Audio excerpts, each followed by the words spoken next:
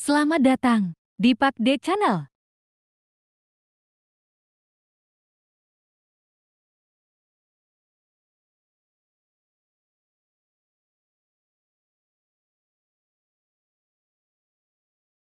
Jangan lupa di-subscribe.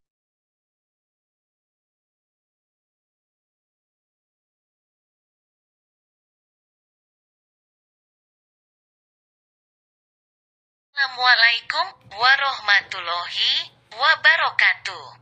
Salam sehat, salam bahagia, dan salam sejahtera. Salam sejahtera buat kita semua. Bismillahirrohmanirrohim. Alhamdulillahirobbilalamin. Ashadu alla ilaha illallah wa ashadu anna Muhammadur Rasulullah. Allahumma sholli ala Sayyidina Muhammad wa ala ali Sayyidina Muhammad. Sahabat yang dirahmati Allah, ada kisah yang sangat menarik yang dapat kita jadikan sebagai motivasi dalam kehidupan kita, sopir taksi. Di sebuah siang yang sibuk, seorang pemuda melambai menyetop taksi di jalan. Ia tampak sangat tergesa-gesa. Wajahnya tegang, seperti ada beban berat yang harus diselesaikannya saat itu juga. Sebuah taksi berhenti menghampiri pemuda tersebut. Si pemuda segera membuka pintu dan bergegas masuk ke dalamnya. Ke gedung di jalan utama, ya Pak. Mohon cepat, karena saya sudah hampir terlambat, seru si pemuda tergesa-gesa. Baik, Pak. Saya akan carikan jalan alternatif agar bisa lebih cepat sampai dan tidak terjebak macet di jalan. Siang-siang seperti ini, jalan menuju ke sana biasanya sangat padat, sebut sang sopir tetap dengan nada ramah. Mobil pun bergegas meluncur ke sebuah jalan.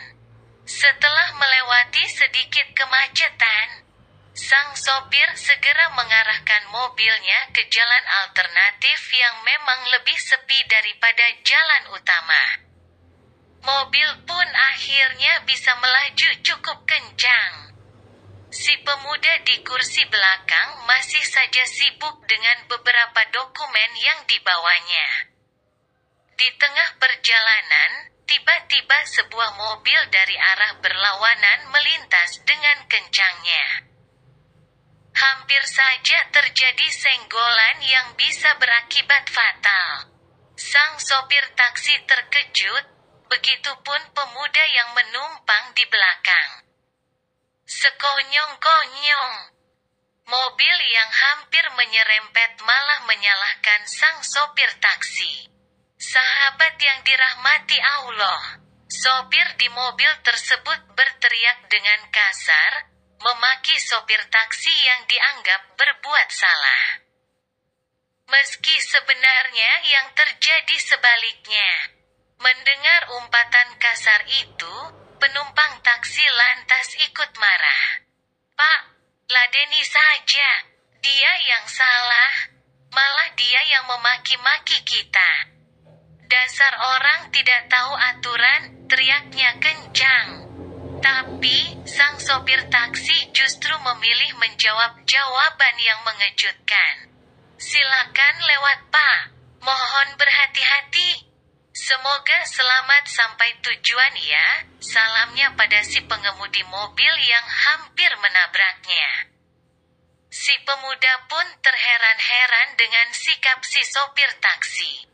Bagaimana bisa Bapak malah memaafkan dia?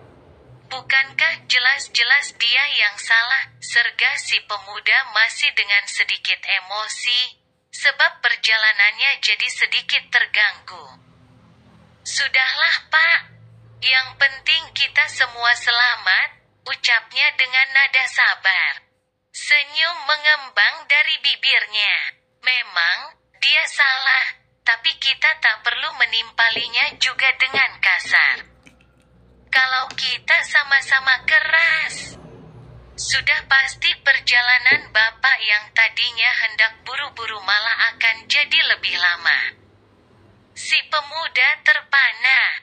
Pak, saya sungguh tak menyangka bisa bertemu dengan orang yang penuh pengertian.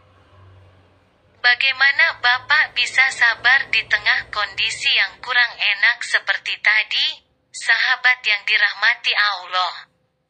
Sembari tetap konsentrasi mengemudi, dengan senyuman ramahnya, sang sopir menjawab. Saya punya prinsip seperti truk bak sampah. Memang, ia terasa bau, nyinyir, kotor, dan pengap karena sampah yang dimuatnya. Tapi, semua itu akan segera dibuangnya di tempat pembuangan terakhir. Truk bak sampah hanya jadi saluran sementara sampah, tanpa pernah menjadi sampah itu sendiri. Begitu juga prinsip saya, Pak. Mungkin saja, saya bisa ikut marah dan emosi, tapi kalau saya biarkan, saya ikut menjadi sampah. Bisa jadi, orang lain pun kena akibatnya. Pekerjaan jadi tidak beres, hati pun tidak tenang. Karena itu, saya memilih kalaupun mendapat buangan sampah dari orang, biarlah itu berlalu tanpa pernah menjadikan saya ikut terbebani. Dengan cara itu, saya bisa melalui berbagai masalah, menghadapi emosi orang lain.